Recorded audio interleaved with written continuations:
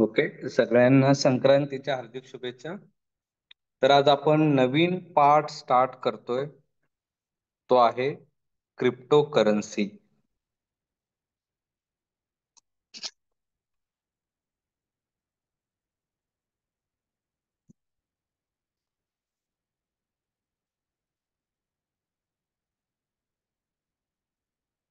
Okay. तर काय आहे हे क्रिप्टो मार्केट? कोणी स्क्रीनला टच करू नका. कोणी स्क्रीनवर टच करू नका. स्क्रीन पासून लांब राहा.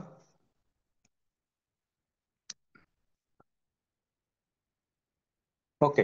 तर फर्स्ट आपण बघूया करन्सी म्हणजे नेमकं काय. ओके. तर सुरुवात आपल्याला करन्सी हा पार्ट बघायचा आहे. करन्सी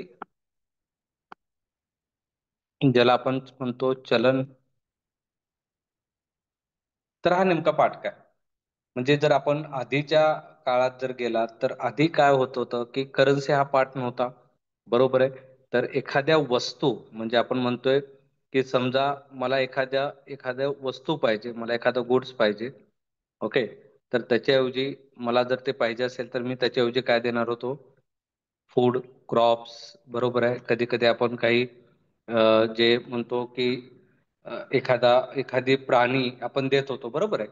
म्हणजे जर मला समजा मला एका शेतीचा अवजार पाहिजे असेल तर मला त्यासाठी काय द्यावं लागत होतं? एखादं फूड. म्हणजे पहिलं चलन काय होतं? फूड होता. त्यानंतर एनिमल होता.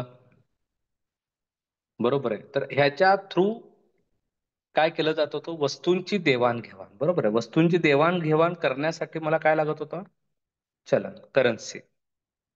ओके. मग कालांतराने ही गोष्ट चेंज झाली. लोकसंख्या वाढली. आता आधीची करन्सी काय होती? एखादा फूड किंवा एखादा एनिमल हा त्याच्या करन्सी, एखादी वस्तू. बरोबर आहे. त्यानंतर आला कॉइन. बरोबर आहे. कॉइनचा शोध लागला गेला. कॉइन, 10 कॉइन, 50 कॉइन, एखाद्या वस्तूची किंमत ठरवण्यात आली. कॉइन. बरोबर आहे. त्यानंतर आपण बघतोय की कॉइन जसं वाढले की आता हे मॅन्युफॅक्चरिंग करणं, ह्याचं कॉस्टिंग जास्त व्हायला चालू झालं. त्यानंतर आला पेपर, ज्याला आपण आज नोट म्हणतो. ओके. तर हे कालांतराने बघा, इयर ऑन इयर प्रत्येक वेळी करन्सी ही बदलत गेली. बरोबर आहे. करन्सी ही कंटिन्यू बदलत चाललेली आहे. बरोबर. त्यानंतर पेपर नंतर आज आपण बघतोय जे बघतोय प्लॅस्टिक करन्सी आली. आपण आज बघतोय की आपण डेबिट कार्ड वापरतोय, क्रेडिट कार्ड वापरतोय. ओके. त्यानंतर आपण बघतोय की ऑनलाईन पेमेंट स्टार्ट झाला. आज आपण फोन पे करतोय, गुगल पे करतोय. बरोबर आहे. तुम्ही 100 रुपये पाठवताय, 200 रुपये पाठवताय, 1000 रुपये घेताय. ओके. म्हणजेच एखाद्या वस्तूची देवाणघेवाण करण्यासाठी मला काय लागतं? चलन. आणि ह्या चलनचे जे काही आपण म्हणतो की फेसेस हे कंटिन्यू चेंज होत गेले.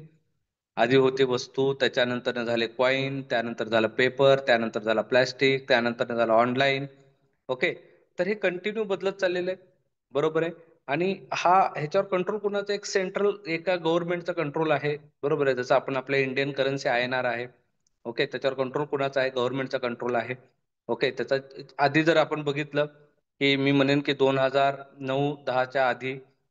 ओके. तर मी जे काही करन्सी प्रिंट करत होतो ते अगेन्स्ट गोल्ड करत होतो. बरोबर. Against gold. माझ्याकडे जेवढं गोल्ड आहे तेवढ्याच ह्याचा मी काय केलं पाहिजे? जे काही नोटा आहेत छापले पाहिजेत. बरोबर आहे. तर एक व्हॅल्यू होती. पण कालांतराने लोकसंख्या वाढली. जर मला लिक्विडेशन करायचं असेल, मला मोठमोठ्या बिझनेस डेव्हलप करायचे असेल, तर त्याच्यानंतर काय चालू झालं की कंटिन्यू प्रिंटिंग हे चालू झाली. तर हे करन्सीचा पार्ट आहे. तर करन्सी हा पार्ट सगळ्यांच्या लक्षात आला की करन्सी म्हणजेच काय? एखादी देवाणघेवाण करण्यासाठी लागणारी जो काय पार्ट आहे, जी काय वस्तू आहे, त्याला आपण काय म्हणतो? करन्सी. चलन. तर हा झाला चलन. आता क्रिप्टो करन्सी काय? हा एक नवीन पार्ट आला. म्हणजे आतापर्यंत आपण बघितलं की करन्सीचे कोणते प्रकार होते?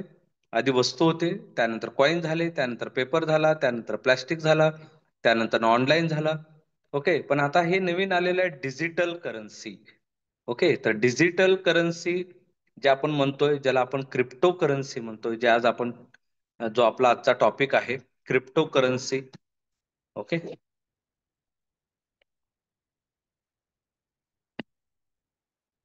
फर्स्ट आपण बघूया क्रिप्टो. ओके, तर क्रिप्टो काय? क्रिप्टो मीन्स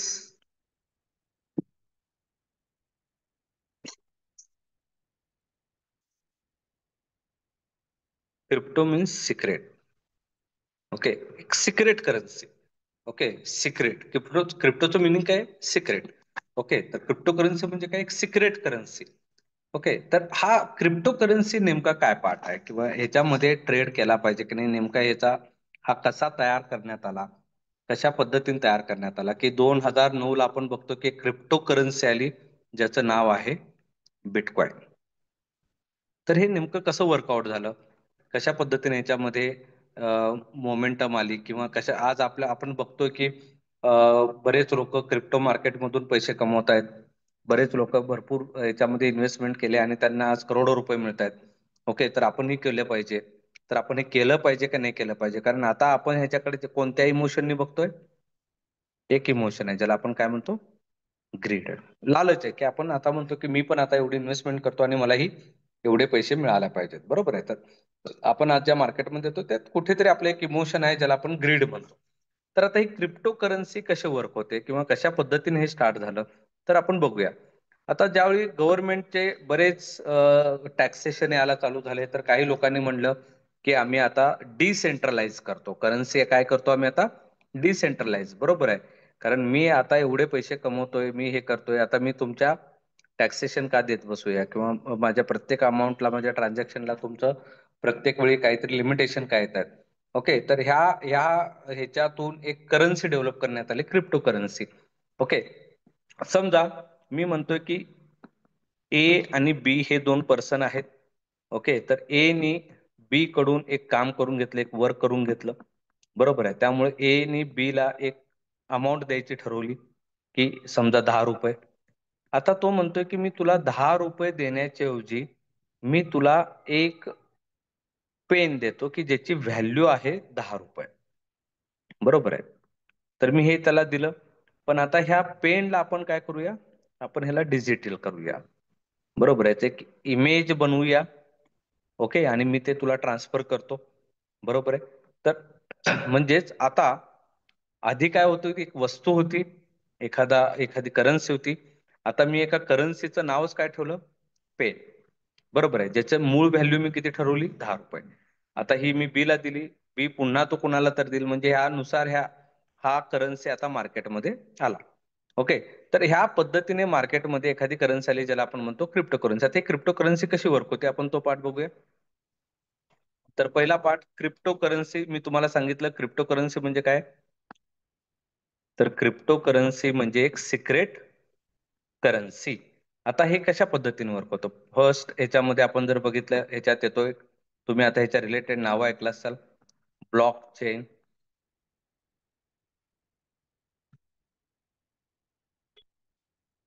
सेकंड जर आपण बघितलं तर सेकंड त्याच्या रिलेटेड नाव येतो मायनिंग किंवा मायनिंग. जो काय आहे मायनिंग हा वर्ड तुम्ही ऐकलेला आहात. त्यानंतर तुम्ही P2P. बरोबर आहे, तर हे तुम्ही ऐकलेलं आहे. त्यानंतर तुम्ही बघतायत की क्रिप्टोग्राफी हा शब्द तुम्ही ऐकलेले आहेत. तर ह्या सगळ्यांचं मिनिंग काय आहे तो पाठ आपण बघूया. ओके, तर हे वर्ड तुम्ही ऐकलेले तो काय ब्लॉकचेन काय, फार असं काय मायनिंग काय आहे. ओके, तर जर मी आता ह्या एक डिटेल्स मध्ये सांगायचं म्हटलं, तर पहिला पार्ट, ए नी बी ला एक डिजिटल करन्सी, समजा त्या करन्सीचं नाव आहे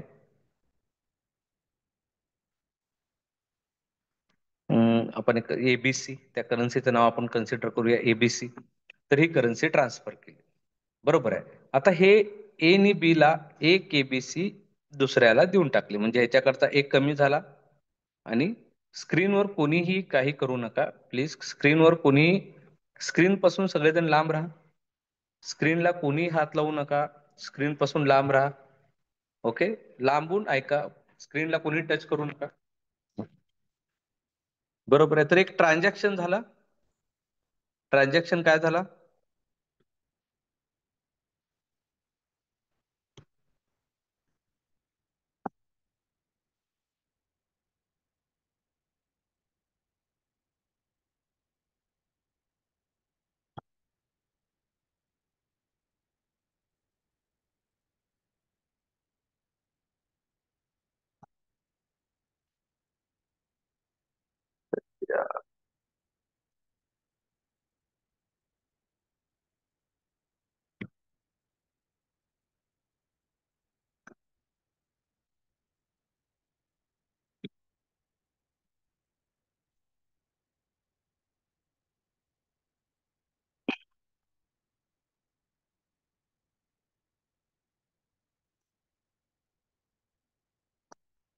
ए नी बी ला एक डिजिटल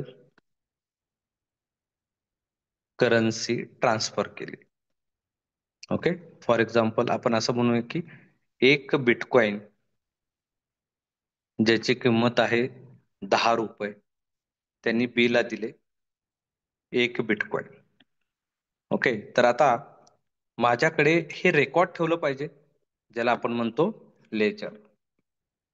ओके.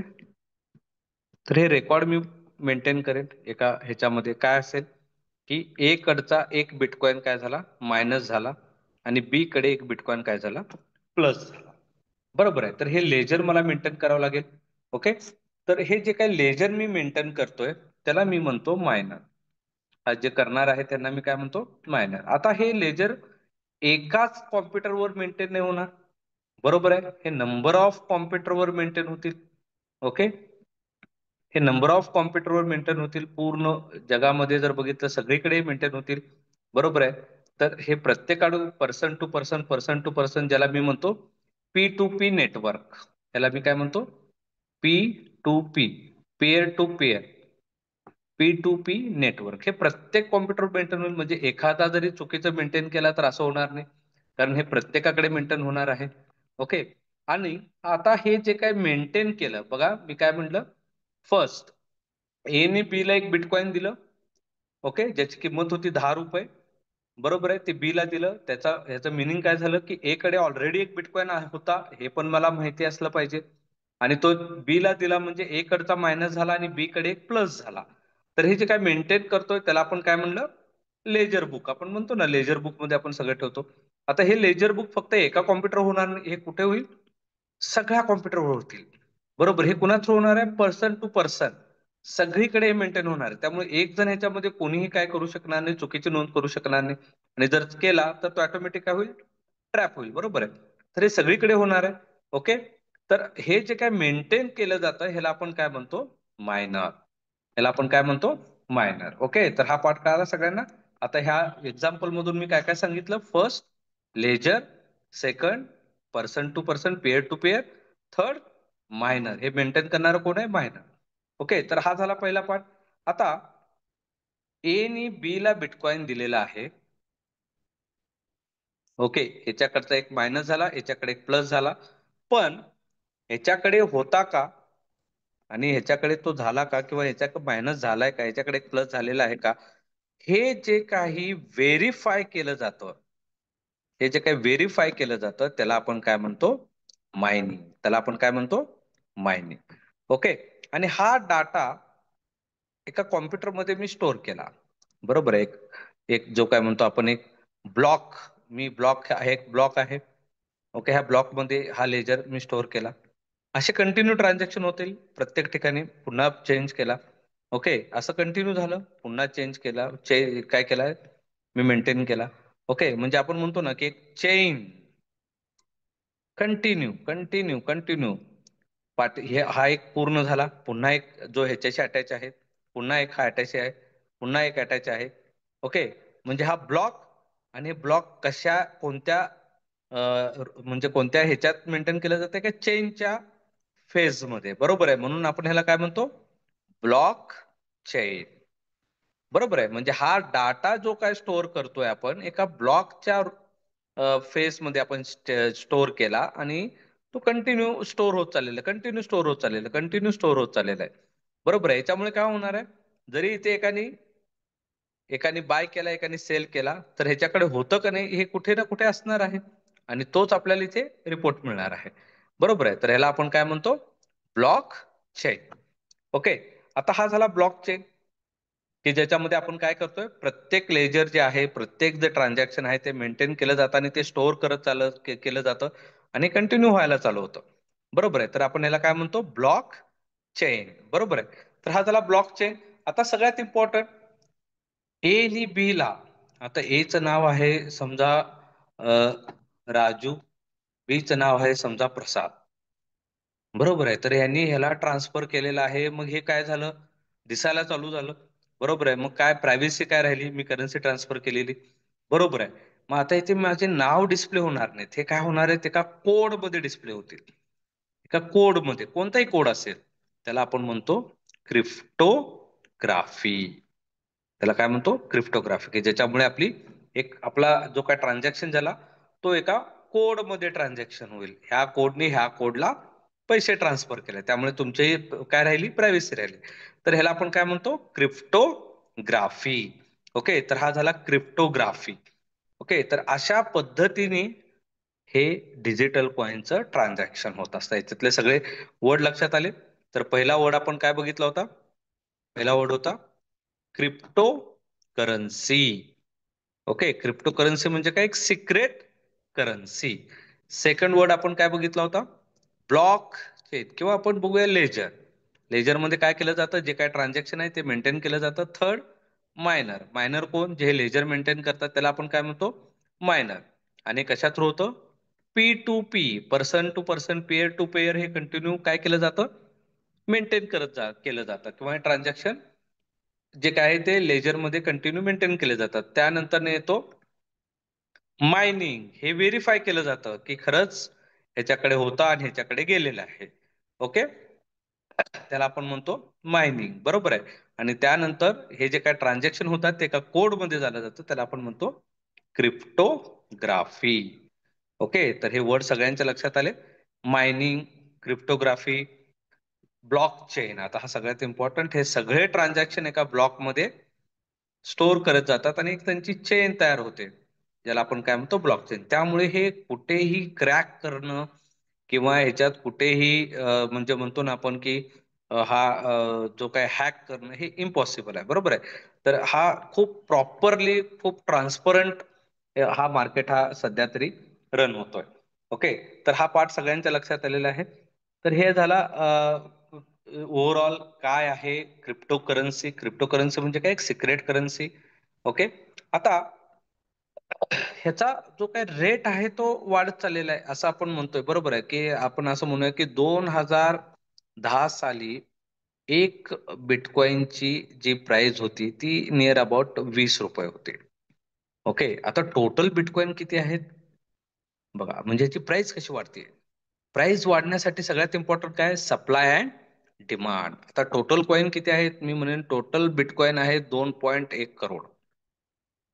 ओके, तर टोटल बिटकॉइन किती आहेत, 2.1 करोड. तर त्यावेळी एका बिटकॉइनची किंमत किती रुपये ठरवली गेली, 20 रुपये, बरोबर आहे. तर तिथून त्याची प्राइस ही वाढत चालली, बरोबर आहे. आता आता प्राइस का वाढेल, कारण मला माहित आहे की सप्लाय किती आहे, सप्लाय लिमिटेड आहे. लक्षात आलंय, सप्लाय काय आहे, लिमिटेड आहे. त्यामुळे याची प्राइस काय असणार आहे, ही काय होणार आहे, वाढत जाणार आहे. समजा आता आपण बघतो की गोल्डची प्राइस काय होत चाललेली आहे, राईज होत चाललेली, कारण गोल्ड कुठून येते, खाणीतून, बरोबर आहे. मायनिंग केलं जातं, गोल्ड काय केलं जातं, मायनिंग केलं जातं, बरोबर आहे. ओके, आणि समजा की असं डिक्लेअर झालं की जगातला सगळा गोल्ड संपला. ओके, सध्याची किंमत किती आहे, 74,000. मला सांगा हिची प्राइस काय होईल, वाढेल का कमी होईल, बरोबर आहे. जी प्राइस वाढत चाललेली आहे, कारण जसं जसं गोल्डची जी काय मायनिंग जी होती, जसं गोल्डचा पुरवठा कमी व्हायला चालू झाला, ऑटोमॅटिक त्याची प्राइस काय होत चालली, वाढत चालली. म्हणजेच काय की सप्लाय सप्लाय काय झालाय, लिमिटेड. ओके, आणि डिमांड काय झाला, हाय झाला, ऑटोमॅटिक त्याची प्राइस काय होईल, वाढणार आहे. सेम बिटकॉइनचं आहे, बिटकॉइनचा सप्लाय किती आहे हे सगळ्यांना माहित आहे की बिटकॉइनचं टोटल सप्लाय किती आहे, 2.1 करोड. आता रिमेनिंग सप्लाय किती राहिलेलं आहे, ऑलरेडी बिटकॉइन हे मायनिंग झालेलं आहे, remaining near about 1.5 crore. Okay, आता 1.5 करोड एवढेच बिटकॉइन राहिलेले आहेत, एवढ्यांचीच मायनिंग राहिलेली आहे. ओके, आणि म्हणजे की असं म्हणलं जातं की 2040 पर्यंत याची टोटल मायनिंग ही कम्प्लीट होईल. ओके, त्यामुळे तुम्हाला काय दिसून येतोय सध्या बिटकॉइनचा, की प्राइस ही कंटिन्यू राईज होत चाललेली आहे, बरोबर आहे. ओके, तर हे कंटिन्यू वाढत चाललेलं आहे, बरोबर आहे. मग याच्यामध्ये काही जण असं म्हणतात की बिटकॉइन हा फ्युचर गोल्ड आहे. बरोबर आहे, पुढचा गोल्ड बिटकॉइनच आहे असंही म्हटलं जातं. आता ह्या ह्या गोष्टी आहेत, हे म्हणजे तुम्हाला लक्षात आलं की बिटकॉइनची प्राइस का वाढणार आहे? कारण की ह्याचा जो सप्लाय आहे, तो सप्लाय काय आहे? लिमिटेड आहे. ओके, त्यामुळे याची प्राइस काय होत जाणार आहे? वाढतच जाणार आहे. लक्षात घ्या, प्राइस याची काय होत जाणार आहे? वाढतच जाणार आहे. त्यामुळे असं समजू नका की याची प्राइस वाढणार नाहीये. पण आता हा हा झाला, लक्षात आलं सगळ्यांना की टोटल बिटकॉइन किती आहेत, किती राहिलेले आहेत. बरोबर आहे. पण आता सगळ्यात इम्पॉर्टंट, आपण ह्याच्यामध्ये इन्व्हेस्टमेंट केली पाहिजे का? बरोबर आहे. आपण ह्याच्यामध्ये हा घेऊन ठेवला पाहिजे का? तर याच्यावरती थोडे काही गोष्टी बघूया. फर्स्ट, हा टोटली डिसेंट्रलाइज आहे. बरोबर आहे. हा कुठेही ह्याच्यावर कोणत्याही गव्हर्नमेंटचा कोणतेही रेग्युलेशन नाहीये. हा पूर्णपणे आपण म्हणतो ना की की एक डार्क वेब मधून हा रन होतोय. ह्याच्यावर कुणाचाही कंट्रोल नाहीये. ओके. त्यामुळे आणि सगळ्यात इम्पॉर्टंट, आता सध्या जे आपण बिटकॉइन बघतोय की आज आपण ट्रान्झॅक्शन करतोय, पण आज आपण जर कन्सिडर केले की इंडियामध्ये, मी असं म्हणत नाही की मी समजा एक 0.001 US बिटकॉइन तुम्हाला देतो आणि मला त्याच्या बदल्यामध्ये तुम्ही मला एवढी भाजी द्या, एखादी वस्तू द्या. बरोबर आहे. म्हणजे ह्याचा आणखीही जे म्हणतो आपण की डेली आपल्या डे टू डे लाईफ मध्ये आपण ह्याच्यातून काही खरेदी विक्री करू शकत नाही. ओके. पण काही बऱ्याच कंट्रीमध्ये, आज जर दुबईमध्ये गेला तर बऱ्याच अशा कंट्री आहेत की जिथे बिटकॉइन थ्रू हे काय केलं जाते, वस्तूंची खरेदी विक्री ही केली जाते. पण इंडियामध्ये आणखी असं काही लॉ नाहीये. बरोबर आहे. तर आता सगळ्यात इम्पॉर्टंट की हे बिटकॉइन मध्ये इन्व्हेस्टमेंट करणं इम्पॉर्टंट म्हणजे चांगलं आहे का? तर यात तुम्हाला काही कॉइन्स, आज भरपूर कॉइन्स आहेत, भरपूर डिजिटल करन्सी आपण बिटकॉइन म्हणजे ऐकतोय, पण आपण सगळ्यात जास्त कोणाचं नाव ऐकलं? Bitcoin Ethereum. बरोबर आहे. तर हे चांगल्या, आता चांगले ह्याच्यामध्ये इन्व्हेस्टर वाढलेले आहेत, त्यांची व्हॅल्यू चांगली वाढत चाललेली आहे. त्यामुळे अशा ह्याच्यामध्ये इन्व्हेस्टमेंट करणं हे चांगलंच आहे. ओके. पण आपण ह्या ज्या क्रिप्टो मार्केटला बघतोय, आपण ट्रेडिंगच्या स्वरूपात बघतोय. समजा जर एखादा मी कॉइन, म्हणजे आता बघा की किती महत्वाचा पार्ट आहे. समजा मी असं म्हणतोय की मी घरात बसून नोटा छापणार आहे. ओके. मला सांगा, हे लिगल आहे का इलिगल आहे? इलिगल आहे. बरोबर आहे ना. मी घरात बसून नोटा छापतो, हे काय असणार आहे? इलिगल कन्सेप्ट आहे. बरोबर आहे. मग आता सेम असाच पार्ट आहे की बिटकॉइन किंवा क्रिप्टो करन्सी हे काय आहे? कोणीतरी स्वतःचे कॉइन डेव्हलप करतोय. ओके. ह्याच्या पाठीमागे कुठले, जे आपण म्हणतो ना व्हॅल्यू इन्व्हेस्टमेंट. ओके. तर हे सगळ्यात इम्पॉर्टंट आहे. व्हॅल्यू इन्व्हेस्टमेंट काही नाही आहे की ह्याची प्राइस कशाशी कम्पेअर करून आपण कन्सिडर करू शकतो. समजा मी असं म्हणेन का एक बिटकॉइन म्हणजे पाच किंवा एक बिटकॉइन म्हणजे मी असं म्हणेन की 10 तोळं सोनं आहे. ओके. तर असं काहीच नाही, ह्याला काही कुठे व्हॅल्यू इन्व्हेस्टमेंट नाहीये. बरोबर आहे. तर हे डिमांड आणि सप्लायच्या बेसिसवर ह्याचा प्राइस काय होत चाललेला आहे? वाढत चाललेला आहे. पण अजूनही असं आपण कुठेही कन्सिडर करू शकतो, ठीक आहे आपण एका करन्सी मध्ये कन्वर्ट केले की याची व्हॅल्यू आता एवढी आहे.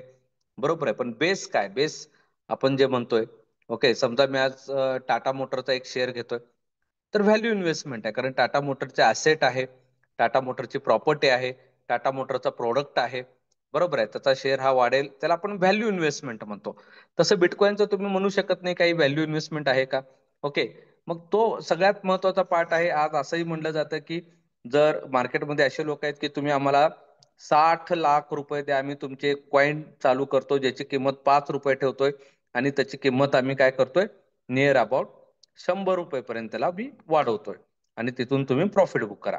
आता याच्यामध्ये बघा, हा ₹5ची व्हॅल्यू काय होण्याची शक्यता आहे? 0. बघा, म्हणजे हे पण सगळ्यात इम्पॉर्टंट आहे की एखाद्या कॉइनची व्हॅल्यू, समजा समजा ती व्हॅल्यू जर ₹1 पासून 10,000 ला गेली असेल, तर त्याची व्हॅल्यू पुन्हा 10,000 पासून 0 होण्याची प्रोबॅबिलिटी पण या क्रिप्टो मार्केटमध्ये आहे. ओके. असं नाही की हे वाढतच जाणार, कारण येथे कुठेही जे म्हणतो आपण की बेस याला काहीच नाहीये. ओके. मग आपण काय केलं पाहिजे, तर इथे आपण एकच पार्ट करायचं आहे, आपल्याला इथे ट्रेडिंग करायचं आहे. ओके. तर आपण आलो आता क्रिप्टो करन्सीच्या ट्रेडिंग मध्ये. ओके. तर क्रिप्टो करन्सी मध्ये आपल्याला काय करायचंय, सगळ्यांचा कन्सेप्ट क्लिअर होऊ द्या. तर इथे आपल्याला काय करायचंय, ट्रेडिंग करायचंय आणि पैसे कमवायचे. ओके. तर ट्रेडिंग, आता हा सगळ्यात इम्पॉर्टंट आहे. ट्रेडिंग, ट्रेडरला काय लागतो? ट्रेडरला जर पैसे कमवायचे असेल तर काय लागतो? व्होलॅटिलिटी. काय लागते? व्होलॅटिलिटी. बरोबर आहे. तर ही व्होलॅटिलिटी आली, मार्केट सडनली वर गेला, मार्केट सडनली खाली आला, मार्केट सडनली वर गेला. मी ट्रेडर आहे, बरोबर आहे. मी बाय करेन, मी सेल करेन, पैसे कमवेन. ओके. तर आपल्याला क्रिप्टो मार्केटमध्ये काय करायचं आहे, तर ट्रेडिंग करून इथे पैसे कमवायचे आहेत. तर ते आपण करू शकतो का? तर करू शकतो. हे लिगल आहे का? तर हे पूर्णपणे लिगल आहे. ओके. तर क्रिप्टो करन्सीमध्ये ट्रेड करणं हे पूर्णपणे लिगल आहे इंडियामध्ये. याच्यात कोणत्याही प्रकारचा इलिगल पार्ट नाहीये. हा, तर तुम्ही जर फॉरेक्स मार्केटला जात असाल तर हा पूर्णपणे इलिगल आहे. ओके. तर फॉरेक्स मार्केट हा पूर्णपणे इलिगल आहे. करन्सी मध्ये तुम्ही ट्रेड करू शकता, तुम्ही ते पैसे कमवू शकता. ओके. आणि ते पैसे तुम्ही विड्रॉल करू शकता रुपीज मध्ये, आणि तुम्ही त्याच्यातून एखादी वस्तू खरेदी विक्री करू शकता. बरोबर आहे. फक्त सध्या बिटकॉइननी आपण कोणती वस्तू घेऊ शकत नाही, पण त्यातून ट्रेड करून आपण इथे पैसे कमवू शकतो. ओके. तर हे पूर्णपणे लिगल आहे. तर इंडियामध्ये तर याच्यासाठी आता सगळ्यात इम्पॉर्टंट मला ट्रेड तर करायचं आहे, त्यासाठी कोणता ब्रोकिंग ऍप आहे? तर त्यासाठी ब्रोकिंग ऍप आहे डेल्टा एक्सचेंज इंडिया. ओके. तर डेल्टा एक्सचेंज इंडिया हा एक ब्रोकिंग ऍप आहे. तो ब्रोकिंग ऍप तुम्ही यूज करू शकता. बरोबर आहे. हा सेशन झाला की मी तुम्हाला त्याची लिंक ही पाठवेन, की ज्याच्यामध्ये तुम्हाला 10% ब्रोकरेज ही कमी भेटेल. ओके. तर तो सगळ्यात चांगला पार्ट आहे. इतर बरेच ऍप आहेत क्रिप्टो ट्रेड करण्यासाठी, पण ज्याच्या जो आरबीआय मध्ये बॅन आहे. बरोबर आहे. तर डेल्टा एक्सचेंज इंडिया हा चांगला ऍप आहे. याच्यामध्ये तुम्ही ट्रेड करू शकता इनिशियली. बाकी नंतर तुम्ही तुमचे डिसिजन घेऊ शकता ऍप ब्रोकिंग ऍपसाठी, पण इनिशियली तर तुम्ही याच्यावर ट्रेड करू शकता. ओके. तर आता मग इंडियन मार्केट किंवा मी एनएससी बीएससी सोडून बिटकॉइन मध्ये किंवा क्रिप्टो करन्सी मध्ये आलं पाहिजे का?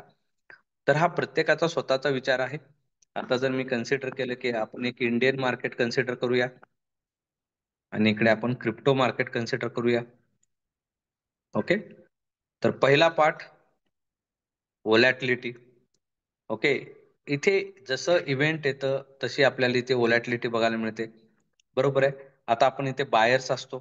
जर मार्केट साईड वे गेला तर आपला इथे प्रीमियम डिके होतो, थिटा प्रीमियम डिके होतो, थिटा इम्पॅक्ट करतो. बरोबर आहे. सेकंड एक्सपायरी, इथे एक्सपायरी आहे आज तुम्ही बघताय. ओके. तर एक्सपायरीमुळे इथे तुमचे प्रीमियम झिरो होतात. बरोबर आहे. थर्ड, इथे गॅप अप होतं, गॅप डाऊन होतं. बरोबर आहे. मी एखादी पोझिशन, आता समजा आज मार्केट हा थोडा पॉझिटिव्ह क्लोज झाला, नंतर बघतोय तर आपण एक मोठी वेग जाणवली आणि मी उद्या म्हटलं की मार्केट पडेल, मी पुट कॅरी फॉरवर्ड केला आणि उद्या गॅप अप झाला, तर माझा पूर्ण इथे लॉस आहे. Fourth day, only 5 days market हा रन होतो, त्यात हॉलिडे आला. बरोबर आहे. तर सुट्टी आली तर तिथे आपल्याला काय करावं लागतं, तो आपला डे हा काय होऊन जातो, पूर्णपणे न्यूट्रल होऊन जातो. बरोबर आहे. तर याच्या अगेन्स्ट जर बघितलं तर इथे तुम्हाला व्होलॅटिलिटी फास्ट आहे. दररोज तुम्हाला 3-4 हजारची मुवमेंट क्रिप्टो मार्केटमध्ये बघायला मिळतं. हा परपेच्युअल आहे, नो एक्सपायरी. बरोबर आहे. परपेच्युअल आहे म्हणजे हा कंटिन्यू चालू आहे. बरोबर आहे. हा दररोज चालू आहे, 24 hours हा मार्केट चालू असतो. ओके. त्यामुळे गॅप अप गॅप डाऊन नाहीये. बरोबर आहे. आणि याला कोणत्याही प्रकारचं हॉलिडे नाहीये, सुट्टी नाहीये. बरोबर आहे. तर हा 12 महिने हा मार्केट चालू असतो. ओके. आता सगळ्यात इम्पॉर्टंट येतो कॅपिटल. आज जर आपण बघतो की इंडियन मार्केटमध्ये लॉट साईज वाढवण्यात आलेला आहे. आज जर मला ट्रेड करायचं असेल तर कमीत कमी माझ्या अकाउंटला हे 20,000 रुपये पाहिजे, तेव्हा कुठे मी 1-2 लॉट मध्ये ट्रेड करू शकतो. आणि बरीच व्होलॅटिलिटी कमी झाल्यामुळे मला तिथे लॉस व्हायला चालू होतो. ओके. तर कॅपिटल इथे मला जास्त लागतोय. ओके. तर इथे मी काय करू शकतो, मी इथे 200 रुपये पासून 100 रुपये पासून मी ह्याच्यामध्ये ट्रेड करू शकतो. बरोबर आहे. तर हा सगळ्यात इम्पॉर्टंट पार्ट आहे. तर कॅपिटल ही इथं मला 100, 200, 500, 1000 पासून मी इथं मार्केटमध्ये काम करू शकतो. आणि सगळ्यात इम्पॉर्टंट येतो लेव्हरेज. बरोबर आहे. तुम्ही जर बघितलं असाल की 2019च्या आधी ऑप्शन ट्रेडिंगला इंडियन मार्केटमध्ये लेव्हरेज होता. ओके. तर ह्या लेव्हरेजमुळे समजा माझ्याकडे 10,000 रुपये आहे, तर मी 50,000चा माल विकत घेऊ शकत होतो. ओके. आणि मी जर टेक्निकली, आता लेव्हरेज हा पार्ट सगळ्यात डेंजर आहे, याला आपण दुधारी तलवार म्हणतो. बरोबर आहे. तर लेव्हरेजचा पार्ट कसा आहे बघा. लेव्हरेज हा जो पार्ट आहे तो सगळ्यात महत्वाचा पार्ट आहे. ओके. मी टेक्निकली स्ट्रॉंग आहे, बरोबर आहे. मला दिसतो की मार्केटमध्ये आता एक स्ट्रॉंग मुवमेंट येतोय. ओके, इथे मी 10,000 रुपये मध्ये कितीचा माल घेतलेला आहे? 50,000 रुपयाचा माल घेतलेला आहे. आणि जर मी 5 ते 10% जरी कमवलं, बरोबर आहे, मी माल तर घेतलेला आहे 50,000 आणि मी 10% जरी कमवलं तर किती कमवले? 5,000. पण माझे ओरिजिनल बॅलन्स किती आहे? 10,000. बरोबर आहे. तर लेव्हरेजचा सर्वात इम्पॉर्टंट काय आहे की कमी पैशात तुम्हाला लेव्हरेज ब्रोकर देतो आणि तिथे तुम्ही 10,000ला किंवा लाखाला तुम्ही 5 लाखाचा माल उचलता आणि बघा तुम्ही मार्केट कॅच केलात आणि मोठे पैसे कमवून. म्हणजे जर तुम्ही बघताय की रातोरात असं होतं की ऑप्शन ट्रेडिंग मध्ये लोक रातोरात श्रीमंत झाले. हा एक पार्ट होता 2019च्या आधी. आणि त्याच्यानंतर लेव्हरेज बंद करण्यात आला. बरोबर आहे, आता काहीच नाहीये. ओके, तर जसा लेव्हरेज कमी झाला बऱ्याच ट्रेडरनी मार्केट बंद करून टाकला. आता लेव्हरेज फक्त कशात आहे? आपल्याला दिसतो की इक्विटी मध्ये आहे, फोरेक्स. बरोबर आहे. आता तिथे मला जर स्टॉक घ्यायचे म्हणले तर कमीत कमी माझ्याकडे 40-50 50 किंवा 2-4-5 लाख रुपये लागतील. बरोबर आहे. तेव्हा मी तिथे काहीतरी चांगले क्वांटिटी 100-200-300 लेव्हरेज वापरून घेऊ शकतो फोरेक्स. ओके. पण मी तर ऑप्शन ट्रेडर आहे. ऑप्शन ट्रेडरला तर माझं लेव्हरेज काय झालेलं आहे? झिरो झालेलं आहे. मला तर डे ट्रेडिंगची सवय आहे. मला तर इंट्राडेच करायचं आहे. ओके. तर हा सगळ्यात महत्वाचा पार्ट आहे लेव्हरेज. तर क्रिप्टो करन्सी मध्ये मी कशासाठी येतोय? क्रिप्टो करन्सी मध्ये मला इथे लेव्हरेज भरपूर आहे. ओके, मला 100x किंवा 200x मला लेव्हरेज इथे भेटेल. म्हणजे जर समजा माझ्याकडे 1,000 रुपये असतील तर मी 1 लाखाचा इथे माल घेऊ शकतो. ओके. आणि जर मी टेक्निकली स्ट्रॉंग असेल तर याच्यातही मी चांगल्या पद्धतीने पैसे हे कमवू शकतो. आणि जर समजा माझ्या अपोज ट्रेड गेला तर माझा मॅक्स लॉस किती आहे? 1,000. ओके. तर हाही पार्ट आहे. म्हणजे जर तुम्ही ज्यावेळी टेक्निकली तुम्ही स्ट्रॉंग आहात, तुम्हाला तुमच्या स्वतःच्या ट्रेड प्लॅन वर विश्वास आहे, तुमच्या स्वतःच्या सिस्टीमवर तुम्हाला विश्वास आहे, तर लेव्हरेज हे तुमच्यासाठी सर्वात चांगला पार्ट आहे मित्रांनो. लेव्हरेजला निगेटिव्हली घेऊ नका. हा सगळ्यात चांगला पार्ट आहे की जिथे मला क्रिप्टोमध्ये लेव्हरेज किती मिळतोय? 100x मिळतोय, 200x लेव्हरेज मिळतोय. मी लेव्हरेज कमी करू शकतो, 50x वर येऊ शकतो, 25x वर येऊ शकतो, 10x वर येऊ शकतो. ओके, तेही ऍप मध्ये तुम्हाला बघायला मिळेल. बरोबर आहे. पण जर तुम्हाला समजा एखादी स्ट्रॉंग मुवमेंट येणार आहे, एखादी स्ट्रॉंग मुवमेंट बाईंगची येणार आहे किंवा सेलिंगची येणार आहे, तर हाच लेव्हरेज तुम्हाला भरपूर पैसे कमवून देऊ शकतो क्रिप्टो मार्केटमध्ये. तर त्याचा ऍडव्हान्टेजेस आपण सगळ्यांनी घेतलं पाहिजे. पण ऍडव्हान्टेजेस कधी घेतलं पाहिजे? तर त्यासाठी तुम्हाला टेक्निकली स्ट्रॉंग व्हावं लागेल. त्यासाठी तुम्हाला इथे टेक्निकल अनालिसिस शिकणं हे सगळ्यात इम्पॉर्टंट आहे. बरोबर आहे. त्याचा अभ्यास करणं इम्पॉर्टंट आहे. तुमचा स्वतःचा ट्रेड प्लॅन बनवणं इम्पॉर्टंट आहे. तर आपण लवकरच crypto currency related technical analysis, crypto market related new जे ऑनलाईन बॅच आपण चालू करणार आहे. बरोबर आहे. तर जे इंटरेस्टेड असतील ते नक्कीच मला मेसेज करा. खूप चांगला पार्ट आहे. तर याच्यामध्ये आपण चांगल्या पद्धतीने पैसे हे कमवू शकतो. तर आपण बघितलं डिफरन्स काय आहे Indian market and crypto market. Okay, तुम्ही 500-1000 पासून पण याच्यात काम करू शकता. बरोबर आहे. तर याच्यात तुम्हाला दिसून येतं की मेन काही कंट्रीचे टाइम फ्रेम म्हणजे जे म्हणतो आपण US, UK, चायना अशा कंपनीचेही बिटकॉइन मध्ये मोठमोठी इन्व्हेस्टमेंट आहे. ओके, दुपारी 1:30 वाजता ज्यावेळी UK चा मार्केट ओपन होतो त्यामुळे तुम्हाला तिथे एक मोठी व्होलॅटिलिटी बघायला मिळते. सेकंड 7:30 वाजता किंवा 7 वाजता US चा मार्केट ओपन होतो, तिथेही तुम्हाला मोठी मुवमेंट बघायला मिळते आणि त्याचा वापर करून तुम्ही चांगले पैसे कमवू शकता. ओके, तर दररोज तुम्हाला याच्यात चांगली मुवमेंट बघायला मिळते. आणि जर तुम्ही चांगल्या पद्धतीने जर टेक्निकली चांगल्या पद्धतीने काम केलात तर याच्यात तुम्ही दररोज 300, 500, 1,000 रुपयालाही मी किती म्हणतोय 500 रुपये, 1,000 रुपयालाही तुम्ही दररोज 200-300 रुपये ते कमवू शकता. ओके, तर हा असा पार्ट आहे. तर इनिशियली सगळ्यांनी याच्यात यायला काही हरकत नाही. हा लिगल आहे याच्याबद्दल. हा फॉरेक्स मार्केट हा इलिगल आहे. मी त्याला प्रमोट करणार नाही. ओके, आणि जे करतायत ते स्वतःच्या रिस्क वर करतायत. ओके, असंही नाहीये की बरेच लोक करतायत. बरोबर आहे, पण ते आपल्या स्वतःच्या रिस्क वर करतायत. पण इथे काही प्रॉब्लेम नाहीये. आणि जे काही आपण म्हणतोय की डेल्टा एक्सचेंज इंडिया हा ऍप चांगला आहे, याच्यात तुम्ही ट्रेड करू शकता. 200, 300, 500 रुपये पासून तुम्ही याच्यात काम करू शकता.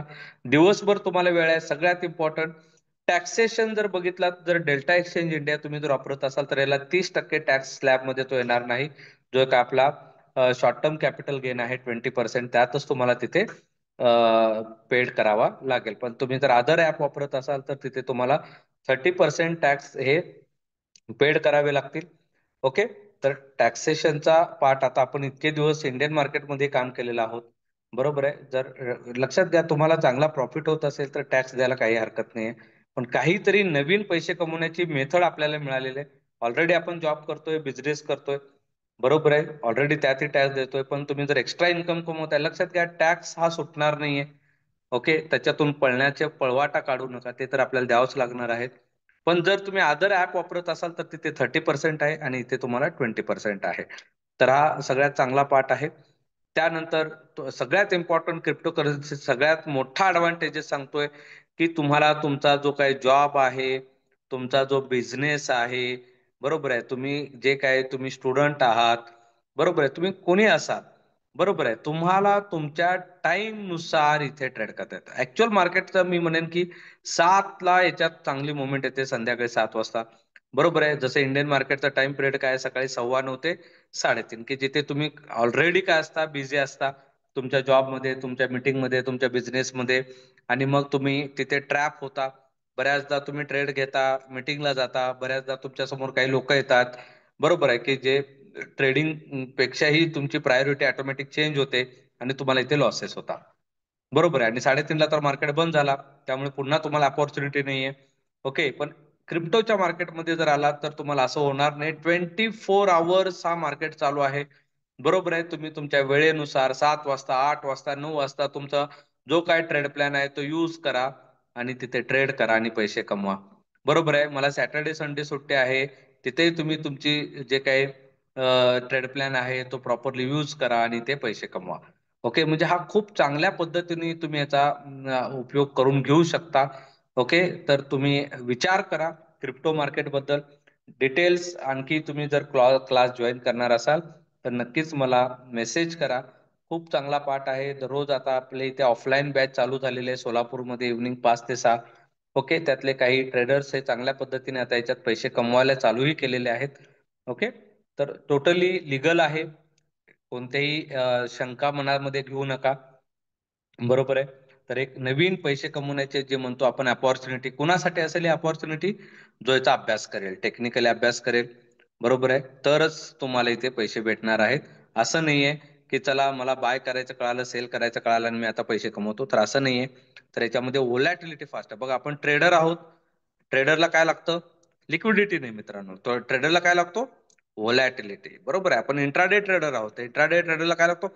मार्केट वर तर गेला पाहिजे, खाली तरी पडला पाहिजे, बरोबर आहे, काहीतरी मोमेंट आली पाहिजे, तेव्हाच मी इथे पैसे कमवू शकतो. ओके, जेवढा स्टेबल आहे तेवढे माझ्याकडे मी ट्रेडर काही उपयोग नाही आहे, बरोबर आहे ना. मला काय पाहिजे? व्होलॅटिलिटी. आणि ही व्होलॅटिलिटी मला कुठे दिसते? क्रिप्टो मार्केटमध्ये दिसते, बिटकॉइन मध्ये दिसते, इथेरियम मध्ये दिसते, बरोबर आहे. तर तिथे नो एक्सपायरी, म्हणजे आपण ज्याला म्हणतो ना की हा कंटिन्यू चालू आहे, याचा जो फ्युचर आहे याला परपेच्युअल फ्युचर म्हणतात, बरोबर आहे. म्हणजे हा कंटिन्यू चालू आहे, याला एक्सपायरी नाहीये.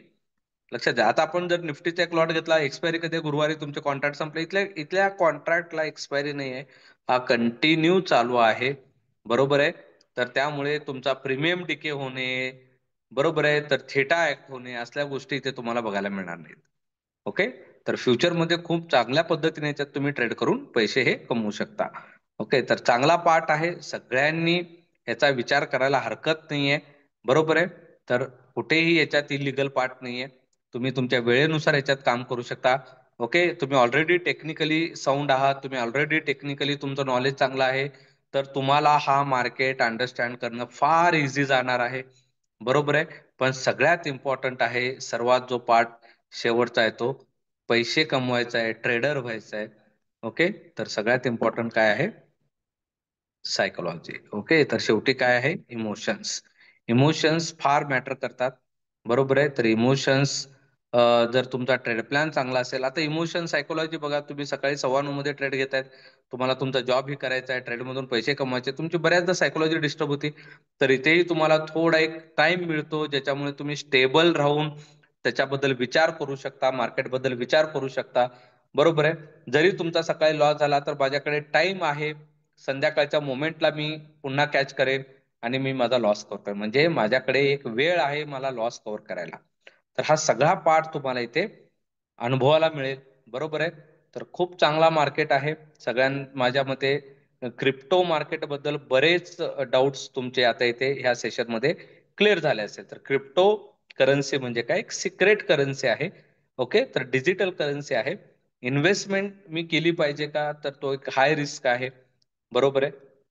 तर सध्या बिटकॉइन, इथेरियम हे काय स्टेबल झोनला जाऊन बसलेले आहेत. बरोबर आहे. पण ट्रेडिंग तुम्ही 100% करा. व्हॉलॅटिलिटी भरपूर आहे.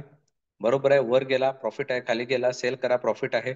बरोबर आहे. तर तुम्ही याच्यामध्ये चांगल्या पद्धतीने काम करू शकता. तर सगळ्यांचे डाऊट्स क्लिअर झाले असतील. आणखी मी असे सेशन मी पुन्हा रेकॉर्डेड सेशन तुम्हाला टाकतच जाईल. एक नवीन बॅच आपण ऑनलाईनची याच्यावर चालू करतोय. याला लाईव्ह सेशनला काही असं नाही की कोणत्याही टाइम झोन मध्ये तुम्ही लाईव्ह सेशन करू शकता. बरोबर आहे. तर तुम्ही चांगला मार्केट आहे, तुम्ही ह्याच्यात नक्की विचार करा. तर पैशाच्या बाबतीत म्हटलं तर तुम्ही 300-500 रुपये पासूनही काम करू शकता. ओके. तर इनिशियली मार्जिनचा जो पार्ट आहे, रिस्क मॅनेजमेंटचा पार्ट आहे, तो आपण नक्कीच आपल्या क्लासमध्ये चांगल्या पद्धतीने कव्हर करूया, जेणेकरून तुम्हाला लक्षात येईल की याच्यात रिस्क मॅनेजमेंट कसं करायचं आहे, कोणत्या पद्धतीने रिस्क मॅनेजमेंट करायचं आहे. तर हा सगळा पार्ट आपण हळूहळू चेक करूया आपल्या जो काही पुढचे सेशन्स असतील त्या सेशनमध्ये. तर आणखी कुणाला काही डाऊट्स असतील तर मला विचारा.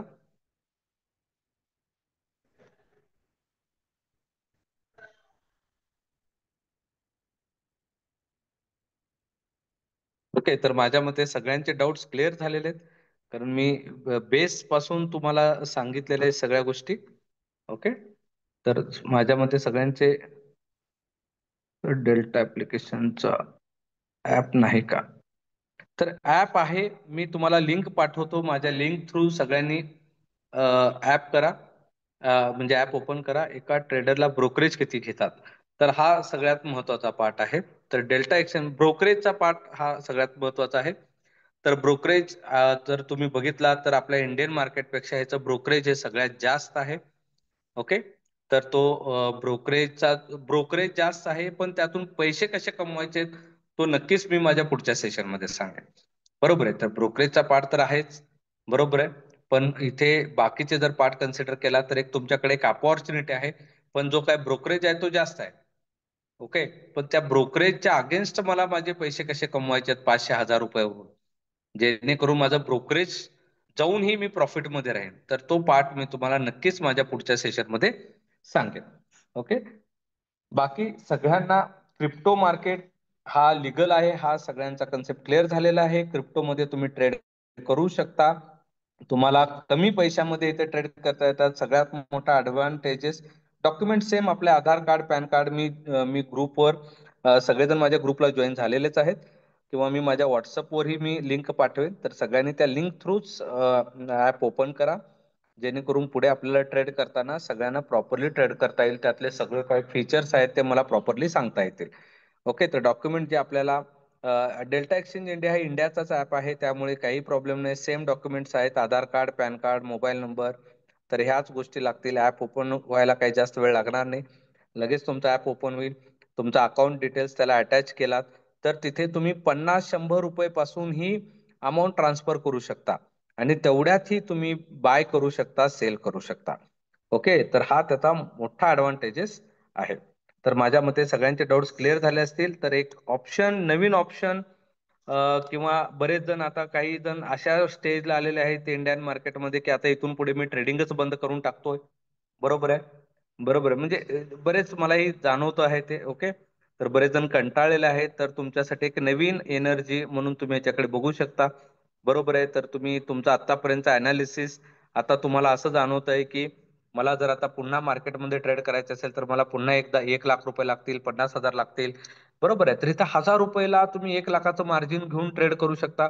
तुम्हाला वाटतं की माझ्याकडे स्किल आलेलं आहे, पण आता माझ्याकडे जास्त पैसे राहिले नाही आहेत, तर 500-1000 रुपये पासून पण तुम्ही दररोज 300-400 रुपये याच्यात कमवू शकता. ओके. तर अमाऊंट विड्रॉल हे फारच सोपं आहे. तुम्ही अमाऊंट विड्रॉल केला तुमच्या बँकेला काही मिनिटात तुमच्या अकाउंटला अमाऊंट ही ऍड होते. त्यामुळे इथे कोणत्याही प्रकारचा फ्रॉड नाहीये.